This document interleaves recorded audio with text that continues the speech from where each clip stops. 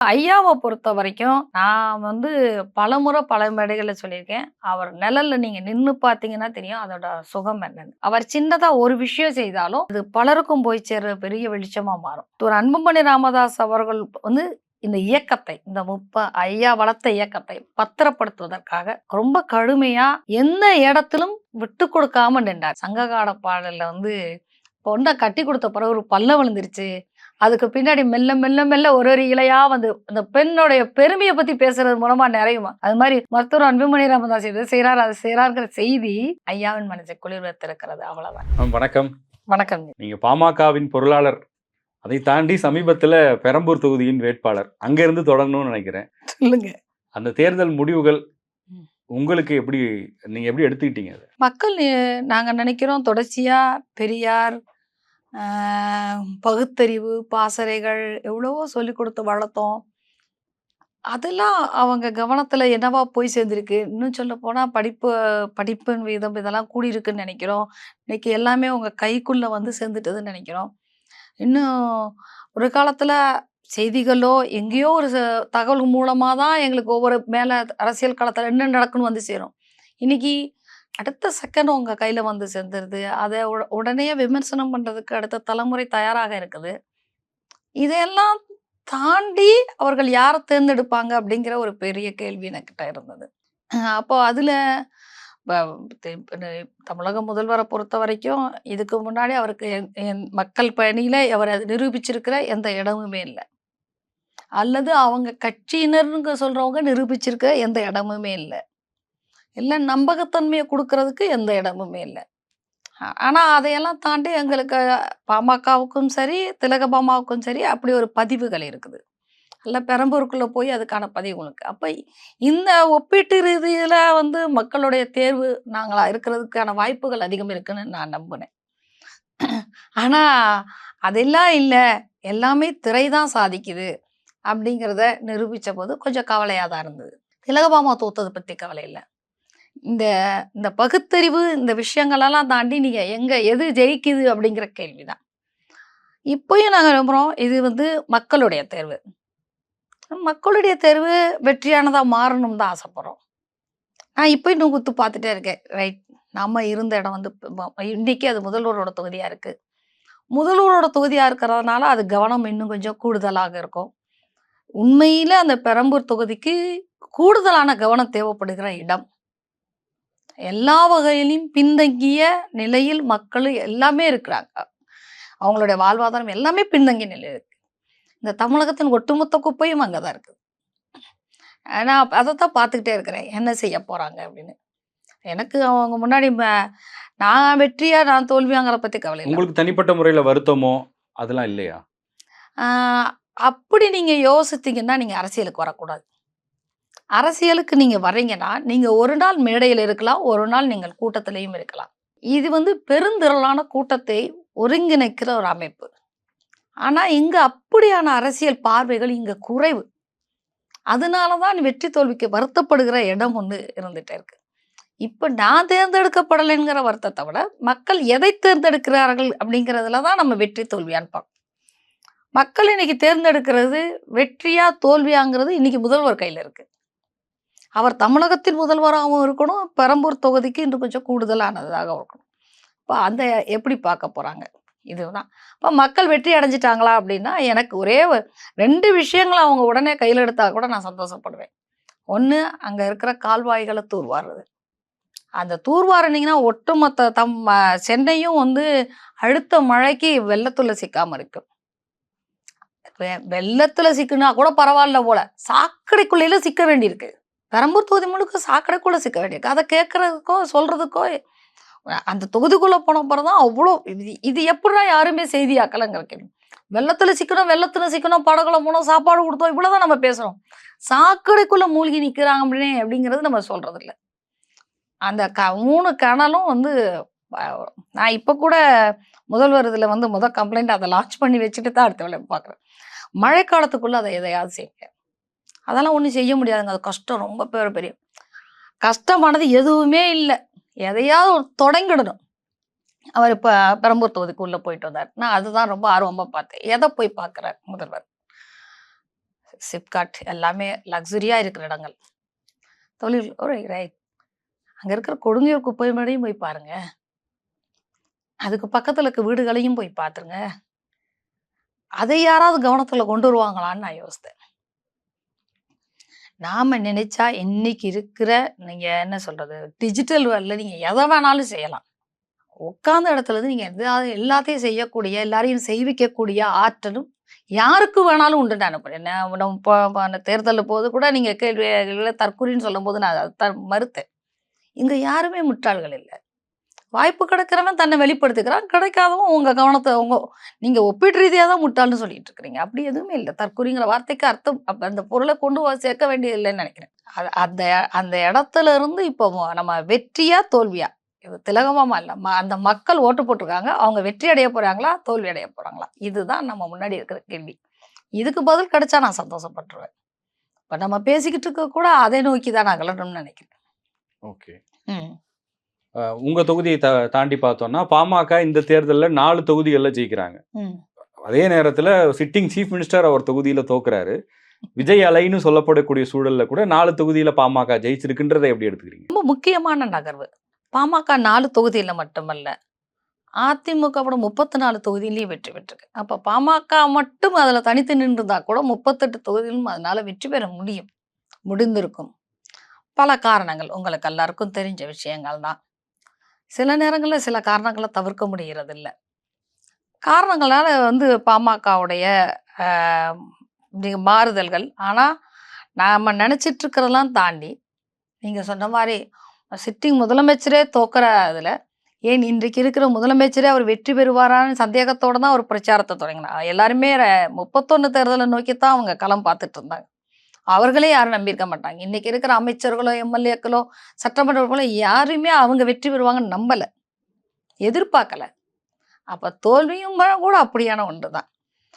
அப்படி நடந்த தேர்தலுக்கு இடையில பாமகவுடைய இருப்பு இருந்த அத்தனை இடமும் வெற்றி பெற்றிருக்கு அப்படிங்கிறது பாமகவுடைய இயக்கம், பாமகவுடைய நகர்வு, மருத்துவர் அன்புமணி ராமதாஸருடைய அவருடைய செயல்பாடு எந்த காலகட்டத்திலும் போலியாக பிரச்சாரப்படுத்தி கொள்ளாத என்ன பிரச்சனைனாலும் நடந்துட்டு போட்டோம்டா, எனக்கு மக்களோட பிரச்சனை, அதுக்கு நான் என்ன செய்ய முடியும், இதை முன்வைக்கிற அந்த தலைமை குறித்த நம்பிக்கை, இது இந்த தேர்தலுடைய வெற்றியை நான் பார்க்குறேன். இந்த 4 மட்டும் இல்லை, அதிமுக வெற்றி கொண்ட அந்த 34 பாமகவோட வெற்றி தான். அப்படிங்கும்போது இது முக்கியமான நகர்வு. பாமகவுடைய இந்த நீங்க நினைக்கிற இந்த குழப்பங்கள்லாம் இல்லாம இருந்திருந்தா இது இன்னும் பிரம்மாண்டமா இருந்திருக்கும். ஆனால் எல்லாவற்றையும் தாண்டி நீங்க எல்லாருமே எதிர்பார்க்காத ஒன்று இந்த விஜய் அலைங்கிறது. இந்த இதை இந்த அலை பாமக பக்கமே வரல அப்படிங்கிறது ரொம்ப முக்கியமான, அதுவும் தொண்டர்கள் அந்த இயக்கத்தின் மேல எவ்வளவு கட்டுக்கோப்பா இருந்திருக்கிறாங்கங்கிற, நீங்க மேல நடக்கிற 1, 2 விஷயங்களை தான் பார்த்தீங்க. ஆனா தொண்டர்கள் மத்தியில எவ்வளவு ஸ்ட்ராங்கா இருந்திருக்கிறாங்க. இல்ல அதுதான் எப்படி சாத்தியமாச்சு? நாம் தமிழர் 8லேருந்து 4 ஆகுறாங்க. விசிக அவங்களுக்கு பாதிப்பாயிருக்கு. அதிமுகவுக்கு பாதிப்பு, திமுகவுக்கு பாதிப்பு. பாமக மட்டும் எப்படி எஸ்கேப் ஆச்சு? திரும்பியும் நான் சொல்றேன் அதேதான். மருத்துவர் அன்புமணி ராமதாஸ் அவர்களின் நகர்வை எல்லாரும் உற்று பார்க்குறாங்க. இது இதோட ஒரு இன்னைக்கு 38வது ஆண்டு விழா தொடக்கம். அப்போ இந்த 38 ஆண்டுகளுடைய பணியில ஒரு சின்ன இடத்துல கூட ஐயாட்ட இருந்து தொடங்கி இன்னைக்கு மருத்துவர் அன்புமணி ராமதாஸ் வரைக்கும் அப்படிங்கிறதுல எந்த இடத்துலையும் தொய்வுகள் இல்லை. மக்கள் பணியில எந்த இடத்துலையும் போலித்தனங்கள் இல்லை. இன்னைக்கு நீங்க எதிர்கட்சியில இருக்கிற இல்லை இன்னைக்கு ஆளுங்கட்சியில இருக்கவங்க கூட மருத்துவர் அன்புமணி ராமதாஸ் என்ன சொல்ல போறாங்க, இது நம்ம கேட்டுக்கலாம், இல்லை கேட்டா கூட இல்லை அந்த ரகசியத்தை நாங்க ஆட்சிக்கு வந்த பிறகு சொல்றோம்னு சொல்றாள். இல்லை, அது மக்களுக்கு பயன்படும்னா நாங்க சொல்ல தயாரா இருக்கிறோம், கூட நிக்கிறதுக்கு தயாரா இருக்கிறோம்னு அந்த இருப்பு கொடுக்குற கணம் இருக்கு தானே, அந்த அந்த பற்று இருக்குல்ல, அதுதான் ஒட்ட வச்சிட்டு இருக்கு. இப்போ நீங்க கூட பெரம்பூர்ல என்ன தோக்குற தொகுதி கட்சி இப்படி கொடுத்துருச்சு அப்படிலாம் கேள்வியெல்லாம் வச்சு பார்க்குறீங்க. ஆனா இயக்கத்தை பொறுத்த வரைக்கும் இயக்கத்துல எந்த இடத்துல இருந்தாலும் எந்த வேலையினாலும் செய்து முடிக்க வேண்டிய இடத்துல நம்ம இருக்கிறோம். சில நேரம் நம்மளுக்கு மேடைகள் இருக்கும், சில நேரம் கீழே இருக்கும். அப்போ அப்படி பரவலா வேலை செய்யறதுக்கு இங்க இருக்கிற பாமகவின் தொண்டன் பழக்கப்பட்டிருக்கிறான். அதனால அவன் எந்த சலனமும் அவன் படலை. இன்னொன்று, இந்த பகுத்தறிவு பத்தி பேசுனவங்கலாம் இதுல காலியாகி போயிட்டாங்க. ஆனா பெரியாரை பெரியாரையும் அம்பேத்கரையும் சொல்லி தந்தது ஐயாவும் வளர்த்தார். அந்த தைலாவரம் பயிரரங்கம் பல விஷயங்கள் பலருக்கு பயிற்றுவிக்கிற களமாக இருந்திருக்குது. கலைகள் மூலமாக பயிற்றுவித்திருக்கிறது. இது எல்லாம் உணர்வோட சேர்ந்த ஒன்றா மாறி இருக்கு. வெறுமனே புத்தகத்துல இருந்து சொல்லிக் கொடுக்கிற வார்த்தைகளா சொல்லிக் கொடுக்கிற விஷயமா இல்லாம உணர்வோட ஒன்றிணைக்கிற விஷயமா இருந்திருக்கு. அது தர்ற பலம்னு நான் இதை பார்க்கிறேன்.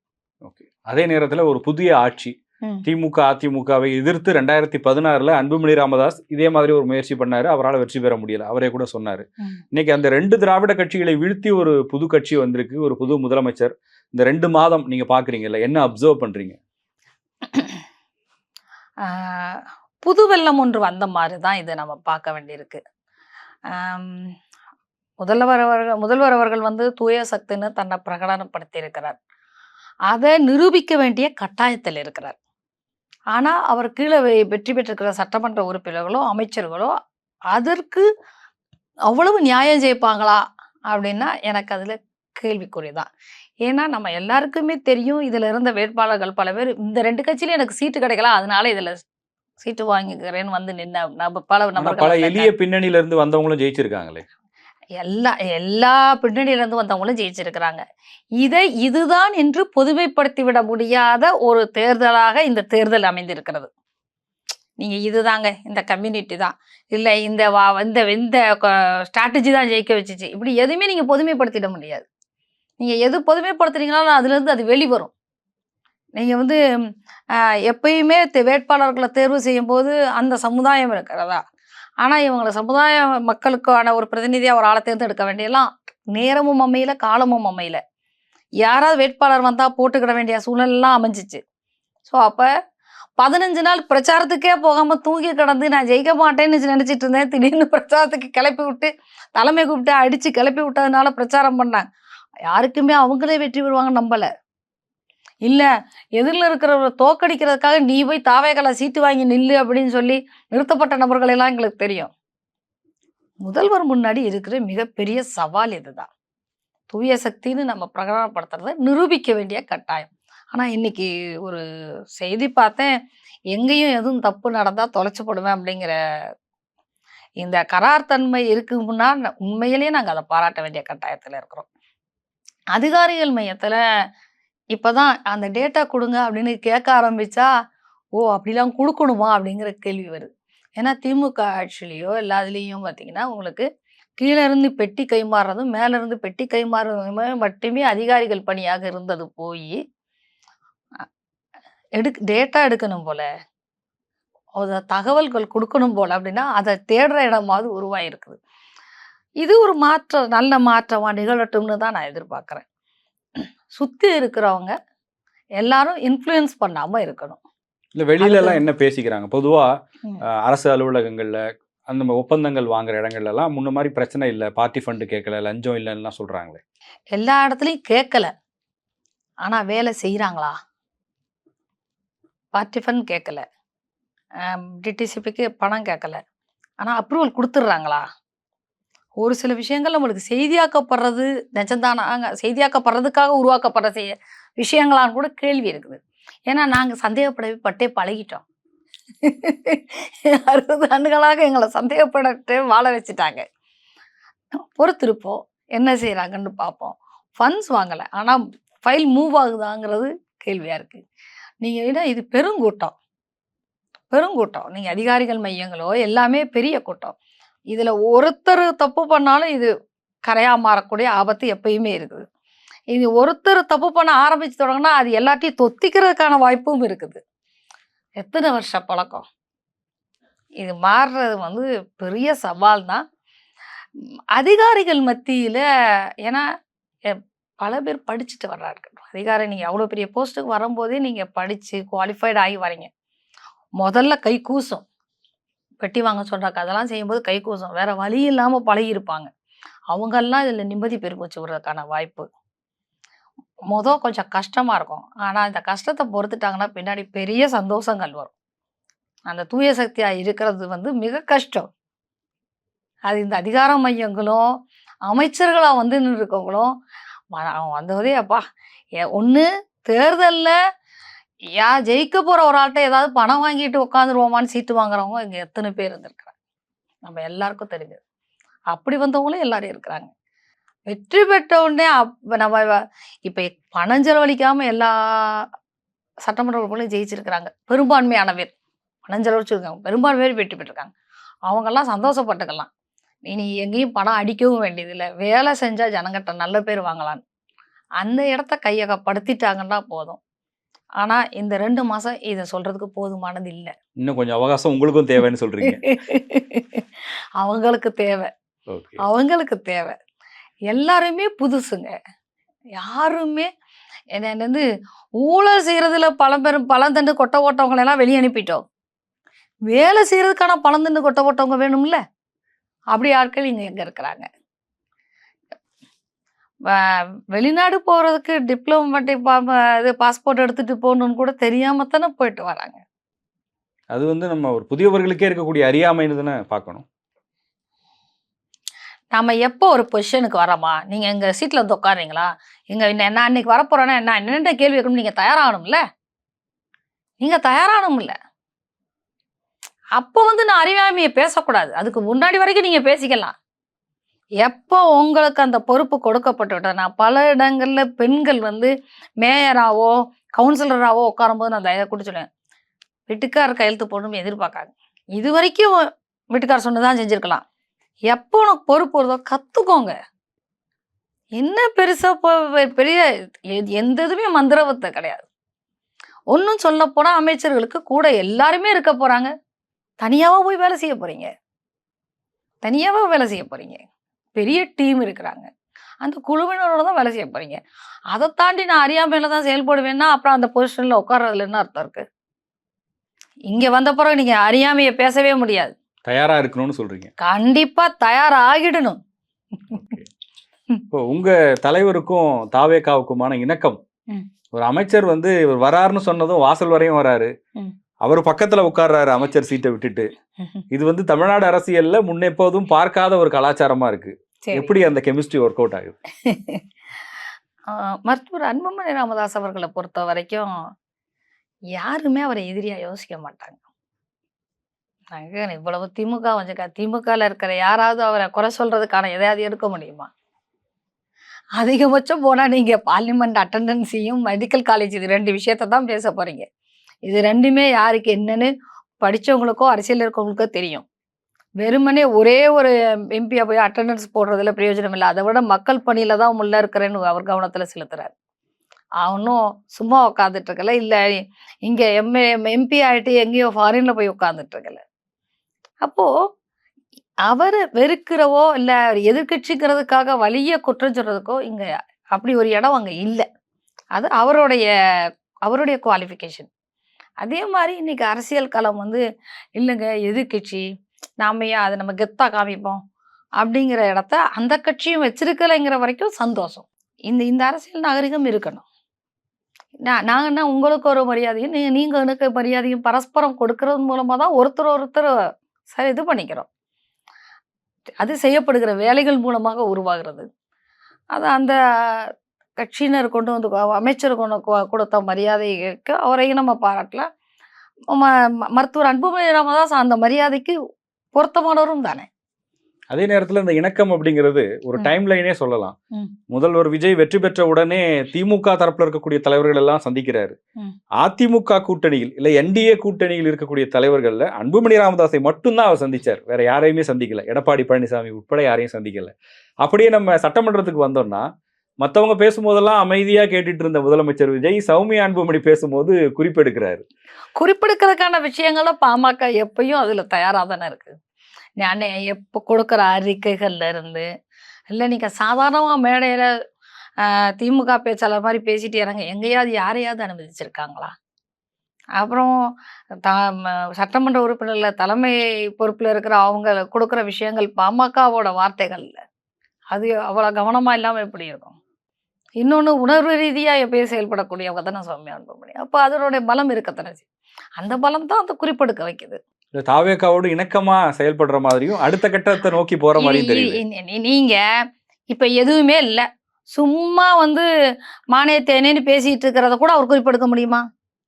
முடியாதுதானே. பேசுற விஷயம் குறிப்பெடுக்க வைக்குது. நீங்க வந்து அது இணக்கமா இருக்கிறனால தான் குறிப்பெடுக்கிறாருன்னு சொல்லி, பேசுற விஷயத்தோட மதிப்ப குறைச்சுறதுக்கு நான் அனுமதிக்க முடியாதுல்ல.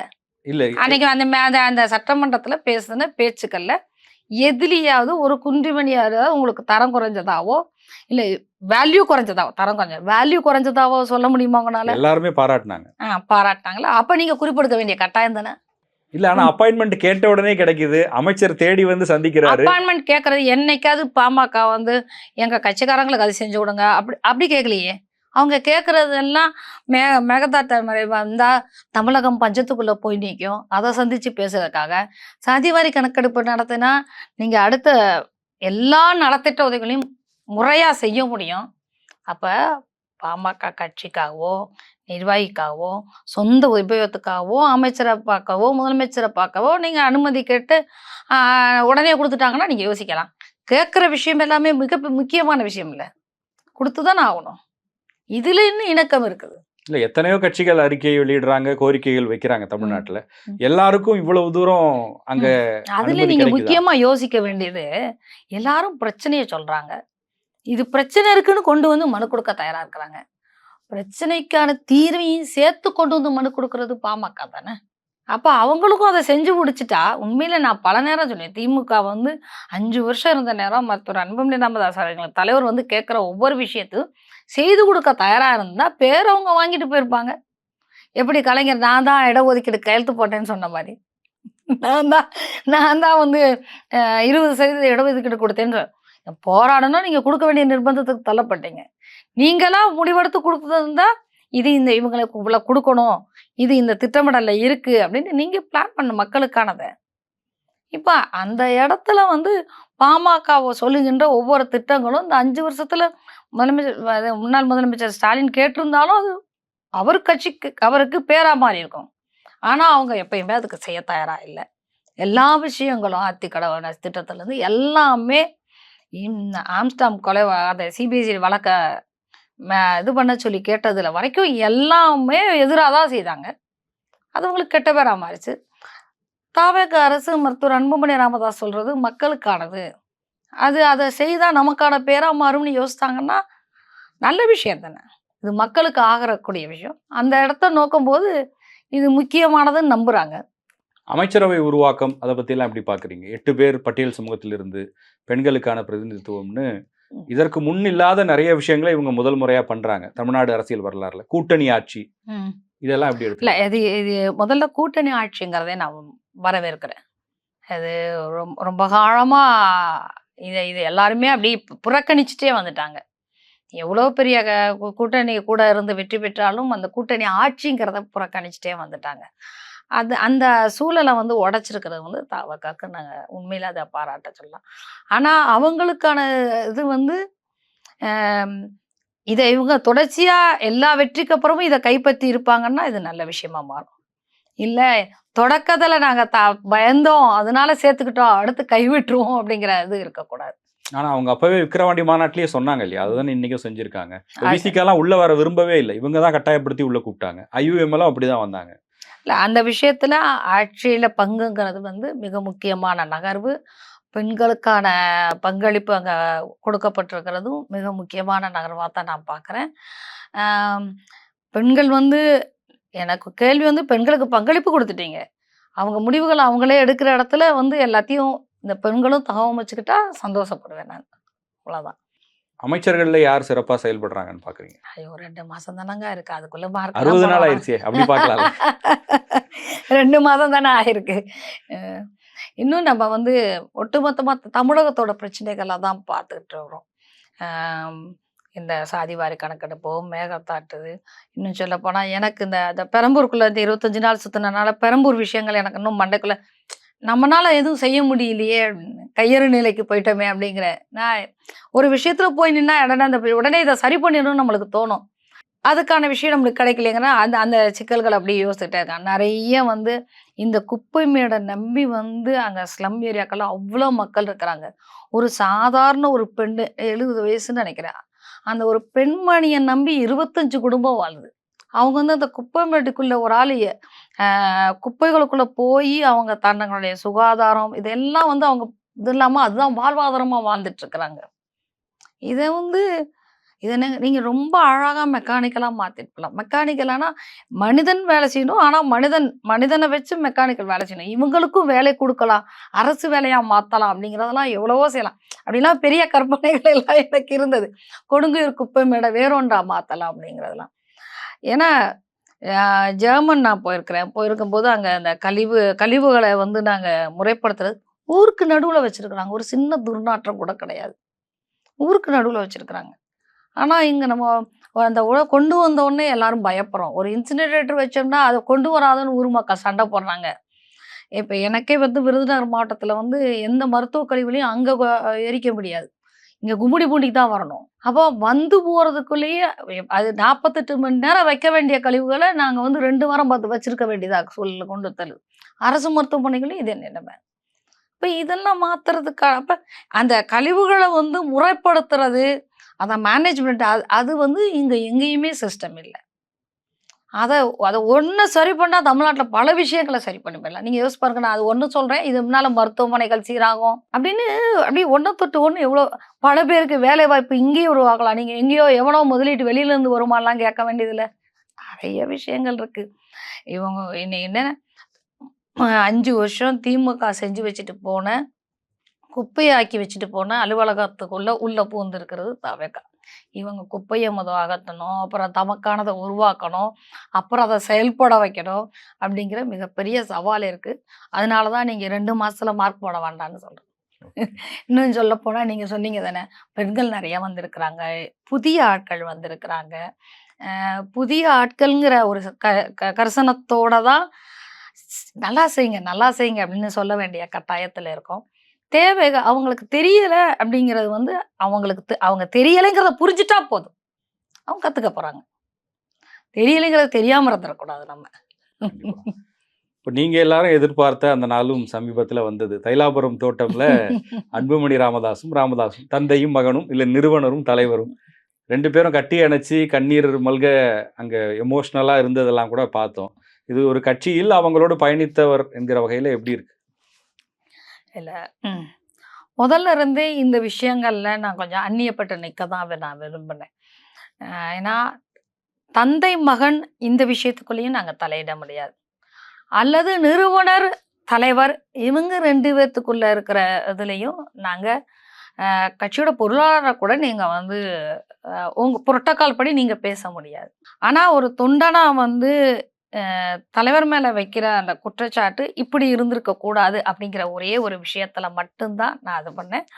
தலைவர் ஐயாவை பொறுத்த வரைக்கும் நான் வந்து பலமுறை பல மேடைகள்ல சொல்லியிருக்கேன். அவர் நிழல்ல நீங்க நின்னு பார்த்தீங்கன்னா தெரியும் அதோட சுகம் என்னன்னு. அவர் சின்னதா ஒரு விஷயம் செய்தாலும் அது பலருக்கும் போய் சேர்ற பெரிய வெளிச்சமா மாறும். அது டாஸ்மாக்களுக்கு எதிரா போட்ட வழக்கு வந்து தமிழ்நாட்டுல தான் போட்டாங்க.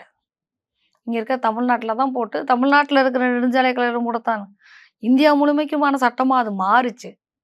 செயல்படுத்த விடாம பண்ணிட்டாங்க. அது வேற. ஆனா ஐயா தொட்டா உன்னை வந்து பிரம்மாண்டமா செய்யக்கூடிய கால சூழல் அல்லது அவருடைய எல்லாம் சேர்ந்து அதை வந்து நம்ம புரிந்து கொள்ளக்கூடிய அல்லது கடந்து போகக்கூடிய இடத்துல இருந்தோம்.